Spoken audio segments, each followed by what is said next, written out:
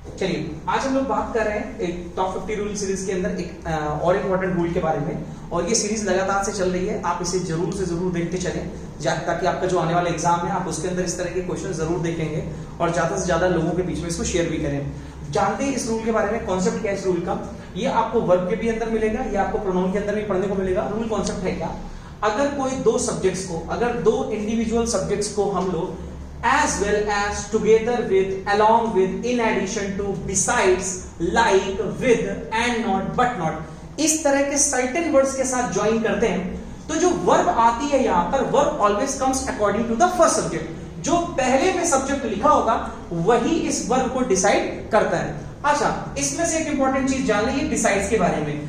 Besides का मतलब होता है इन एडिशन टू, इसके अतिरिक्त। एक आपने प्रीपोजिशन में भी पढ़ रखा होगा या सुना होगा बिसाइड, वो बिसाइड होता है बाय द साइड ऑफ। जब किसी दूरी पर चल रहे होते हैं, कुछ दूरी पर कोई चीज हो तो वहां पर बिसाइड यूज किया जाता है। For example, there is a temple beside the institute, यानी इंस्टीट्यूट के ही रोड पर एक आगे की तरफ क्या है, एक मंदिर बना हुआ है, वो बिसाइड है, यहां पे ये बिसाइड्स है। तो दोनों में डिफरेंस याद रखें। क्या कहा गया, अगर हम लोग इन दो सब्जेक्ट्स को इन सर्टेन वर्ड्स के साथ ज्वाइन करते हैं तो वर्ब जो आती है वो पहले सब्जेक्ट के अकॉर्डिंग आती है। चलिए देखते हैं इसके कुछ क्वेश्चंस। क्या लिखे हुए हैं हमारे पास में, लिखा हुआ है Ram together with his friends have gone to Mathura.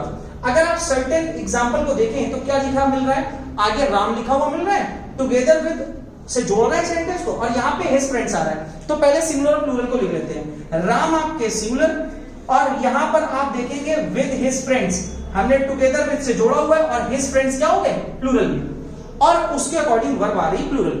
लेकिन रूल कहता है कि अगर आप किसी सेंटेंस को टुगेदर विद से जोड़ रहे हैं तो सब्जेक्ट जो पहला वाला है वही वर्ब को डिसाइड करेगा। तो यहां पे जहां पे आपने हैव लगा रखा है, यहां पे क्या करना पड़ेगा, has gone to Mathura. Holi का टाइम है, मथुरा जा रहा है, हैज गॉन टू मथुरा। ये बात दिमाग में रखें।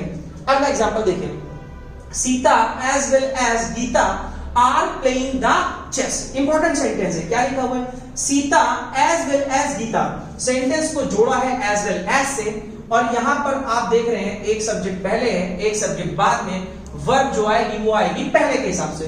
तो पहले के हिसाब से अगर हम देखें तो सीता यहां पर लिखी हुई है, तो सीता के हिसाब से यहां पे इज आना चाहिए था, यहां लिखा हुआ है आर, और आप यहां पे करोगे इज। अब सेंटेंस राइट नहीं हुआ है अभी भी।